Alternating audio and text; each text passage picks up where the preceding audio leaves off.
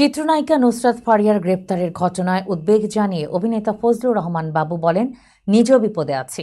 বিস্তারিত শাহিদা আহমেদ জান্নাতের ডেস্ক রিপোর্টে। থাইল্যান্ড যাওয়ার সময় গত 18 মে দুপুরে হজরত শাহজালাল আন্তর্জাতিক বিমানবন্দর থেকে আটক হন ঢাকাই চলচ্চিত্রের চিত্রনায়িকা নুসরাত ফারিয়া। পরে তাকে এক হত্যা চেষ্টার মামলায় গ্রেপ্তার দেখানো হয়। পরে তাকে কারাগারে পাঠানো হয় এবং 20 মে সকালে ঢাকার সিএমএম আদালত তার জামিন মঞ্জুর করেন। মামলাটি 2024 সালের বৈষম্য বিরোধী আন্দোলনের সময় রাজধানীর ভাটারা থানাধীন এলাকায় ঘটে যাওয়া একটি হত্যা চেষ্টার অভিযোগকে কেন্দ্র করে দায়ের করা হয়েছে। 28 শিল্পীর আদালতের নির্দেশে ভাটারা থানায় মামলাটি নথিভুক্ত হয়। মামলায় সাবেক প্রধানমন্ত্রী ও আওয়ামী লীগ সভানেত্রী শেখ হাসিনা সহ তার সরকারের 283 জন কর্মকর্তা এবং আরও 3 থেকে 400 অজ্ঞাতনামা ব্যক্তির বিরুদ্ধে অভিযোগ আনা হয়। এই মামলায় নুসরাত ফারিয়া, অপু বিশ্বাস, নিপুণ আক্তার, ভাবনা, জায়েদ খান সহ মোট 17 জন অভিনয়শিল্পীকেও আসামি করা হয়।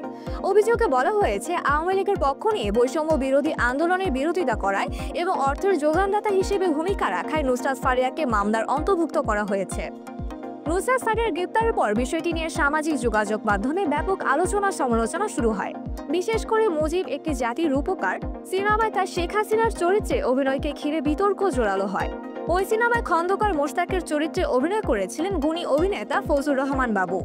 এর প্রেক্ষাপটে ফজলুর রহমান বাবু সম্প্রতি এক সাক্ষাৎকারে বলেন, নুসরাত ফারিয়াকে আটক করা হয়েছে, যা খুবই দুঃখজনক। সে কি অভিনয়ের কারণে নাকি অন্য কিছু কারণে গ্রেফতার হয়েছে তা আমাদের জানা নেই। তবে যদি সোজা সাপটা বলি তাহলে বলতেই হবে, নিজেও বিপদে আছি। প্রসঙ্গত, শ্যাম বেনেগালের পরিচালনায় নির্মিত মুজিব সিনেমাটি 2023 সালেই মুক্তি পায়। সিনেমাটিতে অভিনয় করেছেন আরও অনেকে: নুসরাত ইমরোজ তিশা, চঞ্চল চৌধুরী, সিয়াম আহমেদ, জায়েদ খান দিঘি, তৌকির আহমেদ, নিশা সওদাগর প্রমুখ। গত 5 আগস্ট আওয়ামী লীগ সরকার পতনের পর এই সিনেমার শিল্পীদের নিয়ে বিতর্ক নতুন মাত্রা পায়। বিশেষ করে যারা শেখ হাসিনা ও খন্দকার মোশতাকের মতো ঐতিহাসিক ও রাজনৈতিক চরিত্রে অভিনয় করেছেন, তাদের নিয়ে শুরু হয়েছে নতুন আলোচনা।